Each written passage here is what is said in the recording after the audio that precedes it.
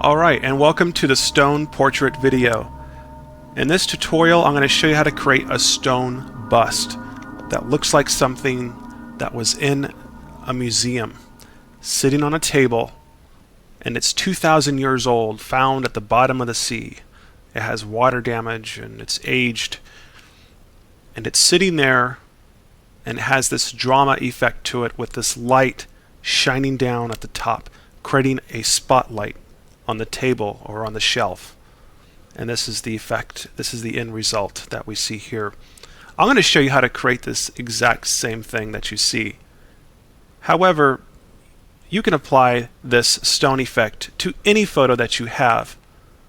But if you want to create the same effect that I have here with your own photos, then you have to be a little bit more careful on the photos that you choose.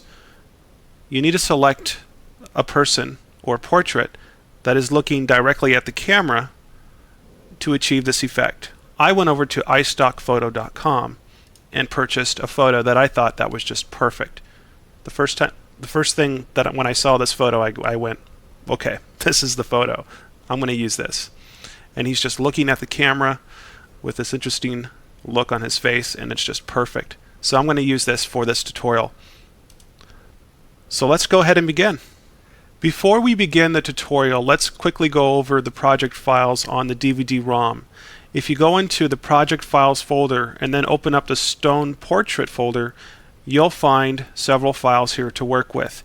You'll find 3 texture files, you'll find the original portrait image, you'll find a displacement map which is called map.psd, and you'll find a couple variations of the stone statue here.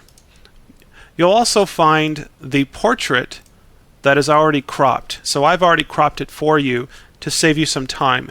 You can go ahead and crop the portrait if you'd like, but since I'm a nice guy, I went ahead and cropped the image so you don't have to. Alright, so now you know where all the images are. Let's go ahead and get started with the video. I will be starting with the Photoshop file that contains the portrait already cropped with no background. You can open up the same image by going into the project files folder, into the stone portrait folder, and you can open up stone portrait _ cropped.psd, just like you see here. The very first thing that I like to do is make a duplicate of this original portrait layer because I don't like to work off the original. So what I'm going to do is just go ahead and drag the portrait layer to the new layer icon and make a copy of it. It'll be called portrait copy. Next, what we'll do is just remove all the color in this image, so we'll want to desaturate this layer. So I'm going to come up here to Image, Adjustments, and just select Desaturate right here. And that'll just make it black and white.